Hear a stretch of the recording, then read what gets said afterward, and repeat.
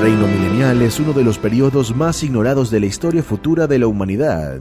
¿Sabe usted cómo será este tiempo? Y es más, ¿por qué es importante que lo sepamos? Bienvenido a Sabiduría para el Corazón. El pastor Stephen Davey, en la voz y adaptación de Daniel Cuquín, le invita a explorar la verdad acerca de la era dorada, cuando los redimidos servirán. Escuche bien, como corregentes con el Rey Jesucristo. Será maravilloso, querido oyente. Como siempre, le agradezco enormemente por su sintonía, por sus oraciones y sus ofrendas que nos permiten traerle a usted esta serie titulada Venga a tu Reino.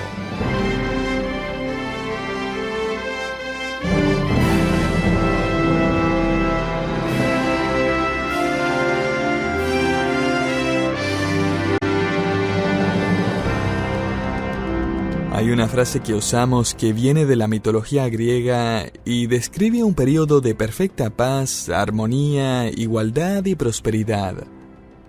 Esta frase es la Era Dorada. Francamente, esta ha sido la búsqueda de la humanidad desde los días del exilio de Adán y Eva del Jardín del Edén. Fue el gran deseo de Nimrod al construir Babilonia. Será el propósito del anticristo mientras intenta dominar el planeta a través de un gobierno y una religión mundial. Y es que hay algo en el corazón del hombre que desea un mundo utópico donde reina la paz y la justicia. Yo creo que esto no es nada menos que el rastro de una verdad divina escrita en el corazón de cada persona. No solo eso, sino que Dios también puso en el corazón del hombre una conciencia de un juicio venidero y una creencia casi universal en algún tipo de desastre mundial futuro. Las películas acerca del fin del mundo parecen nunca pasar de moda. ¿Se acuerda de la película llamada 2012? El subtítulo de la película era Fuimos advertidos. ¿Por qué alguien querría ver una película que trata acerca del fin del planeta? Es interesante, ¿no? Que miles de personas alrededor del mundo quisieron ver algo que sigue alimentando su ansiedad, al ver gráficamente cómo el planeta se destruye en un evento cataclísmico. Dos pensamientos contrastantes y hasta incompatibles se encuentran estampados en el corazón de cada ser humano. La creencia en algún tipo de desastre que acabe con el mundo y el deseo y esperanza de vivir en un mundo unido donde reine la paz y la prosperidad. Sin embargo, para el creyente estas dos ideas no son incompatibles. Solo la Biblia provee la información y los detalles de ambos eventos que tomarán lugar sobre el planeta Tierra. La tribulación, como hemos visto en Apocalipsis 6 al 19, es una serie de eventos catastróficos traídos por la ira de Dios mientras Él juzga a la humanidad y a todas las naciones del mundo. Al mismo tiempo, la tribulación prepara a la nación escogida de Israel para recibir a su Mesías. Cuando la tribulación se acaba, la mayor parte de la humanidad está muerta y una gran parte del planeta ha sido devastado. La Biblia registra el último evento del período de la tribulación, cuando la mayoría de las naciones que quedan sobre la tierra unen sus ejércitos para combatir contra Jesucristo, mientras Él desciende a Jerusalén y posa sus pies sobre el monte de los Olivos. Este ejército global es derrotado en la batalla de Armagedón por la palabra de Cristo y el Rey Jesús establece su reino sobre el planeta Tierra. Esto a su vez trae un período de paz y prosperidad sobre la Tierra. La Era Dorada se va a convertir en realidad. La idea de una Era Dorada está estampada en el corazón de cada ser humano. Y esto no es más que la verdad de Dios escrita en la conciencia de la humanidad. Las Naciones Unidas, ahora representada por más de 190 naciones, rechaza la verdad de Cristo y su reino venidero. Y sin embargo, es trágicamente irónico que ellos desean una comunidad global, pacífica y unida, y lo desean en términos bíblicos. Justo al frente del edificio de las Naciones Unidas en Nueva York hay una plaza donde por los últimos 60 años se hacen protestas pacíficas, manifestaciones políticas y convocaciones políticas por la unidad y la paz mundial. En esta plaza hay una pared o monumento. Grabado en esta pared están las palabras del profeta Isaías hablando del reino milenial, cuando Cristo reina sobre la tierra. El texto en la pared dice: «Forjarán sus espadas en rejas de arado y sus lanzas en podaderas. No alzará espada nación contra nación, ni se adiestrarán más para la guerra». Isaías. Así que, aunque la humanidad no quiere rendirse ante Jesucristo, el líder, ésta realmente desea ver cumplida la promesa bíblica de una era en la cual la guerra pasará al olvido y la unidad global traerá un maravilloso tiempo de paz y prosperidad. Y a todo esto, en el monumento no pusieron la cita bíblica completa de Isaías. Solo está el nombre Isaías, sin capítulo o versículo.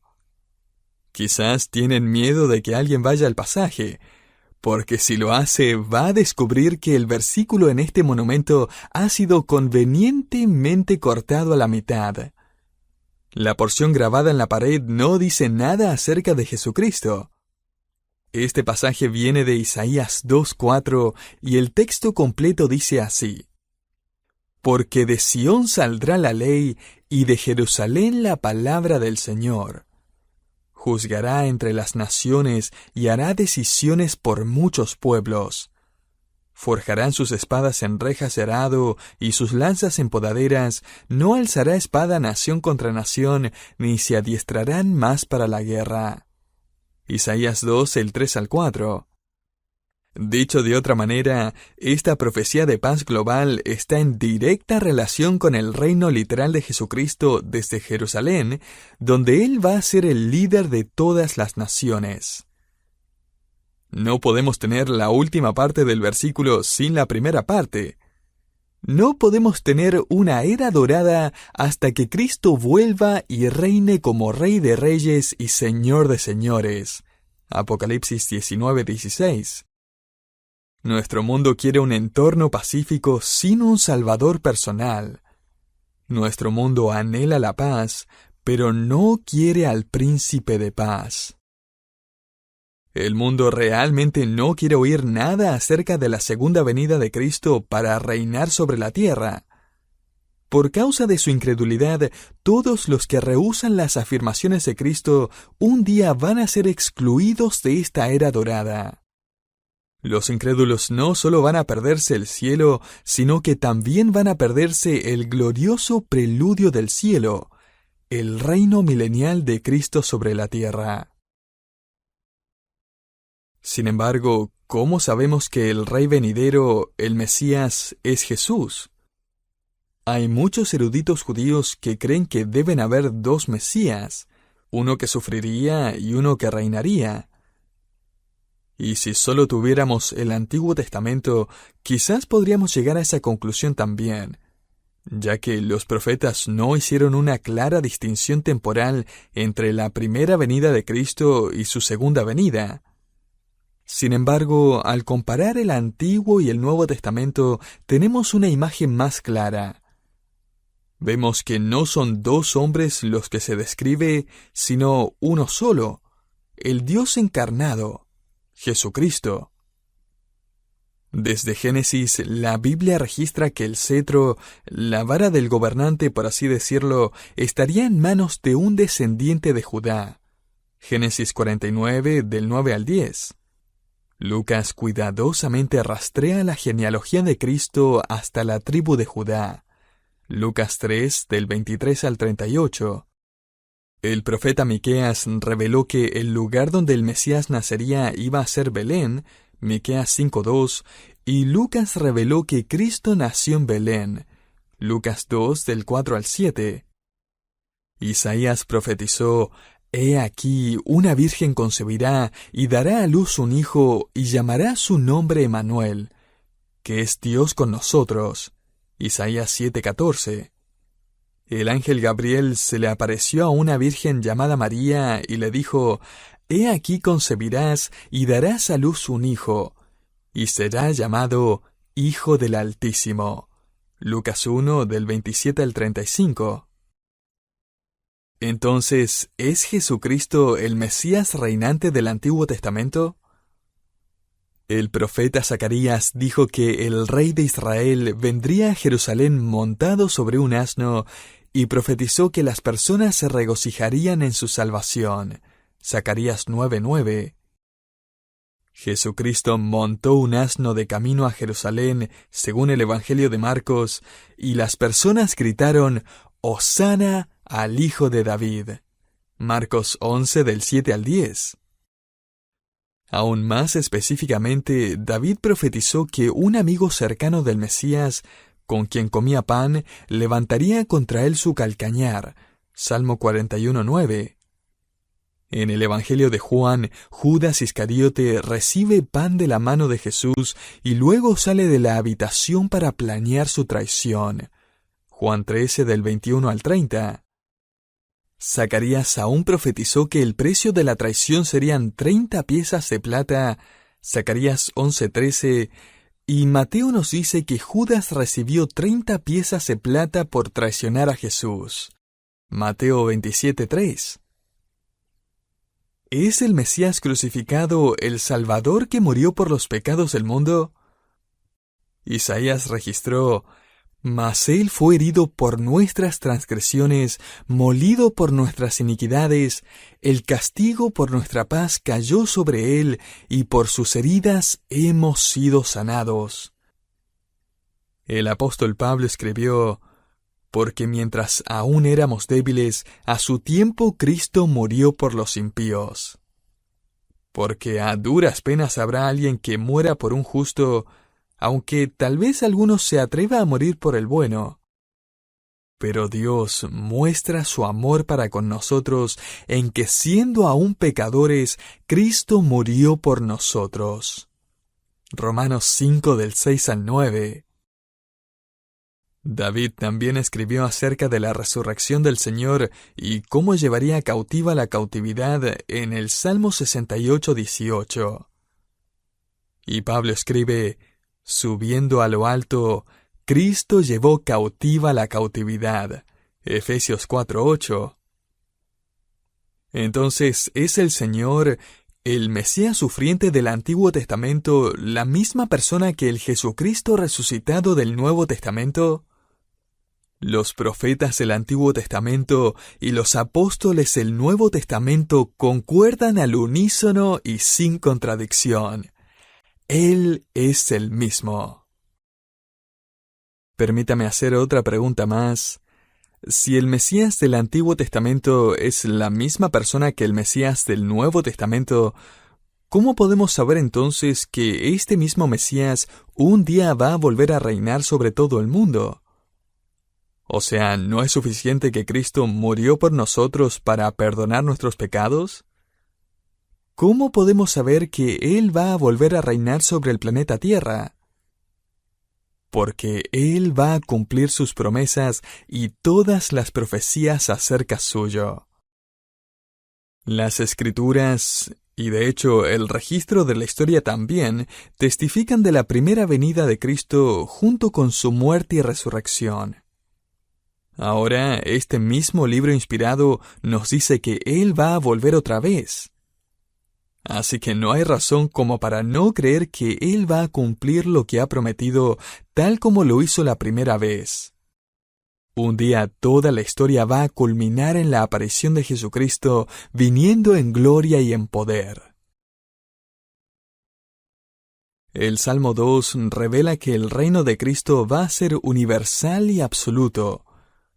Escuche lo que dice David acerca de Dios el Padre y Dios el Hijo en el Salmo 2, 1 al 8.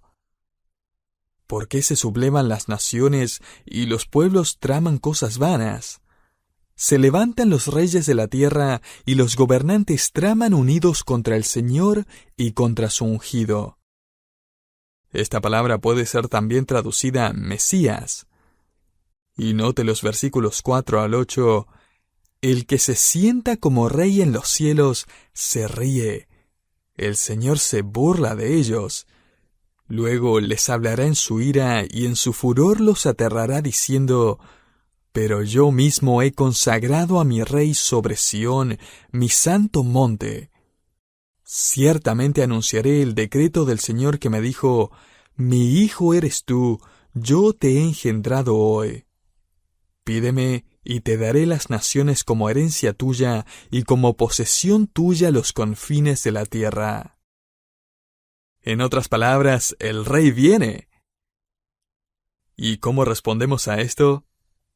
Mire los versículos 10 al 12 de este salmo. Ahora pues, oh reyes, mostrad discernimiento, recibid amonestación, oh jueces de la tierra, adorad al Señor con reverencia y alegraos con temblor. Honrad al Hijo para que no se enoje y perezcáis en el camino, pues puede inflamarse de repente su ira. ¡Cuán bienaventurados son todos los que en Él se refugian! Y esto es lo mismo que vemos en Apocalipsis 20 del 6 al 19. La ira de Dios se revela contra las naciones del mundo en la tribulación, y luego Cristo regresa para instalarse como rey y reina desde Jerusalén. Jeremías en el capítulo 30 profetizó que Israel sería redimida y que volvería a tener posesión de la tierra prometida. Pablo hizo lo mismo en Romanos 11. Los profetas Isaías, Jeremías, Miqueas, Sofonías y otros más escriben que este reino global va a tener a Jerusalén como su ciudad capital.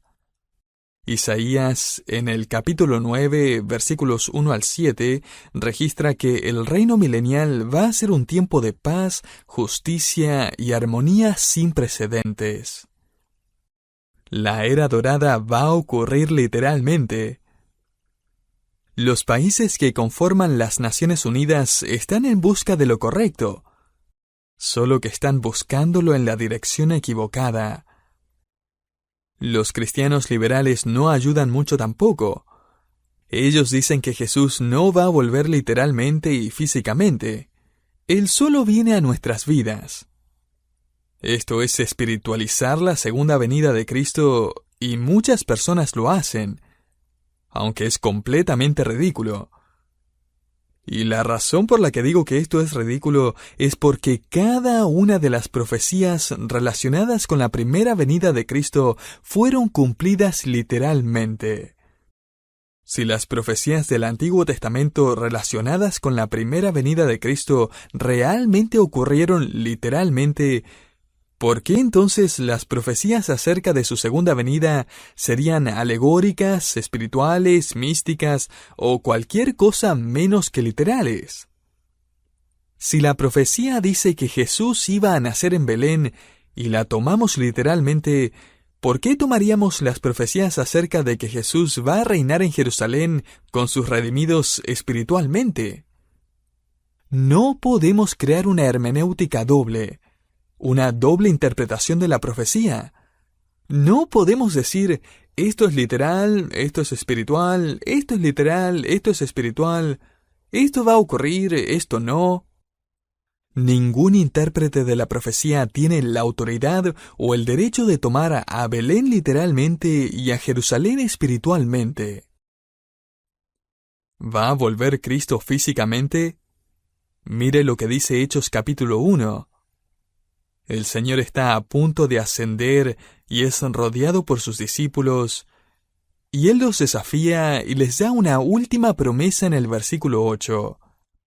Pero recibiréis poder cuando el Espíritu Santo venga sobre vosotros, y me seréis testigos en Jerusalén, en toda Judea y Samaria, y hasta los confines de la tierra.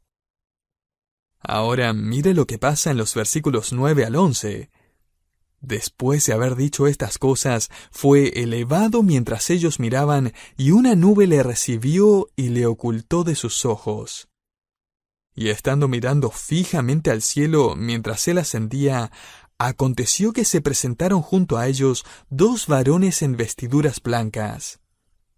Ellos les dijeron: Varones Galileos, ¿por qué estáis mirando al cielo? este mismo Jesús que ha sido tomado de vosotros al cielo, vendrá de la misma manera, tal como le habéis visto ir al cielo. ¿Acaso Jesús ascendió espiritualmente?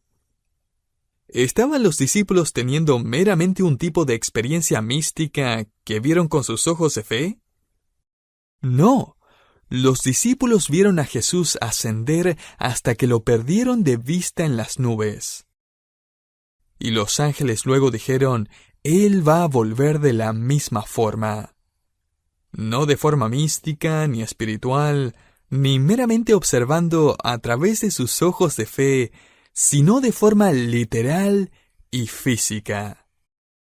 La era dorada va a llegar un día y el príncipe de paz va a volver físicamente a la tierra para reinar. Este príncipe de paz no será otro que nuestro Señor Jesucristo.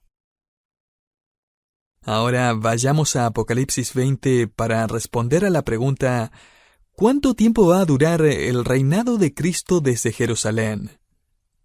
Note los versículos 4 al 6. También vi tronos, y se sentaron sobre ellos, y se les concedió autoridad para juzgar. Y vi las almas de los que habían sido decapitados por causa del testimonio de Jesús y de la palabra de Dios, y a los que no habían adorado a la bestia ni a su imagen, ni habían recibido la marca sobre su frente ni sobre su mano. Y volvieron a la vida y reinaron con Cristo por 1000 años. Los demás muertos no volvieron a la vida hasta que se cumplieron los 1000 años. Esta es la primera resurrección. Voy a explicar quiénes son los demás muertos en nuestro próximo estudio. Por ahora continuemos con el versículo 6. Bienaventurado y santo es el que tiene parte en la primera resurrección. La muerte segunda no tiene poder sobre estos, sino que serán sacerdotes de Dios y de Cristo, y reinarán con Él por 1000 años. Ahora, ¿cuánto tiempo va a durar el reino de Cristo sobre la tierra? 6 veces en 7 versículos se nos dice 1000 años. No hay razón para que alguien diga que Dios está simplemente usando un número simbólico. Nada en este texto indica algo así. Además, Dios no repite algo porque no sabe qué más decir. Le invito, querido oyente, a subrayar las referencias a este período específico de tiempo en los primeros 7 versículos del capítulo 20. En la primera parte del versículo 2 leemos, y lo ató por 1000 años. Al medio del versículo 3, para que no engañara más a las naciones hasta que se cumplieran los 1000 años. La última parte del versículo 4, y reinaron con Cristo por 1000 años. Versículo 5, la primera parte, los demás muertos no volvieron a la vida hasta que se cumplieron los 1000 años. Versículo 6, la última parte, reinarán con Él por 1000 años. Versículo 7, la primera parte, cuando los 1000 años se cumplan, Satanás será soltado de su prisión. Alguien que dice, no creo que Dios quiere decir 1000 años, no tiene justificación aparte de su propia opinión personal. Dios no podría ser más claro. Imagine que le dijera a su hijo, métete al auto, vamos a ir al McDonald's. Hijo, vamos, te voy a llevar al McDonald's. Vamos al auto para que te pueda llevar al McDonald's. Hijo, quiero llevarte al McDonald's. ¡Ey, vamos! Te voy a llevar al McDonald's. Vamos, entra al auto, voy a llevarte al McDonald's. Ahora, ¿qué pasaría si su hijo no se mueve y luego le dice, no creía que hablabas en serio?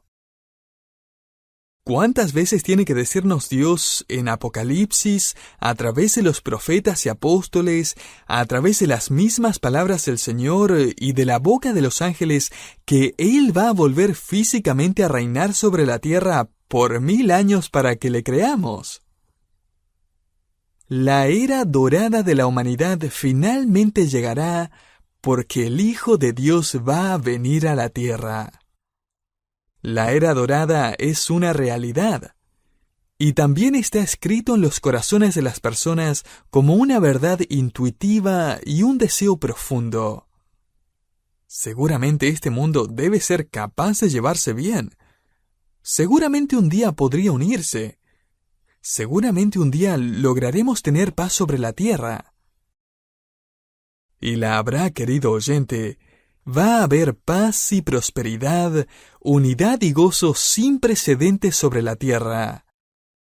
Pero solo después de que el Príncipe de Paz haya venido a la tierra, trayéndonos a nosotros su iglesia junto con él.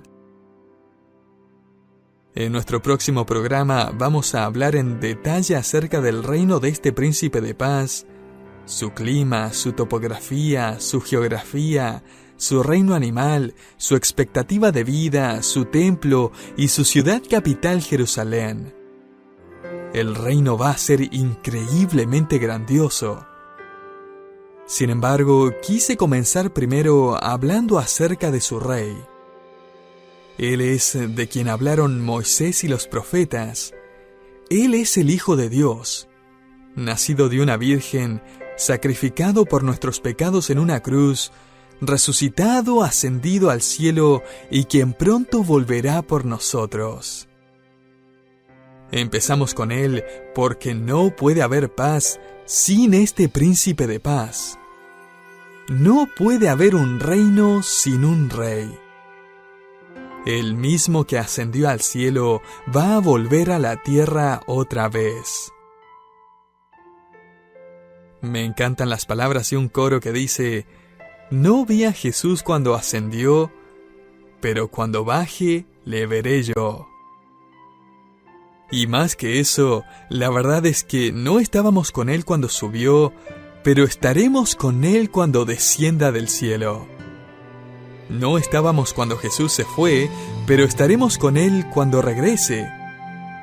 Nosotros estaremos allí. Nosotros, quienes reconocemos a Jesucristo como el Mesías, Dios con nosotros, el Salvador humilde que murió, resucitó y ascendió a los cielos, pero que un día va a volver como el Rey de Reyes y el Señor de Señores.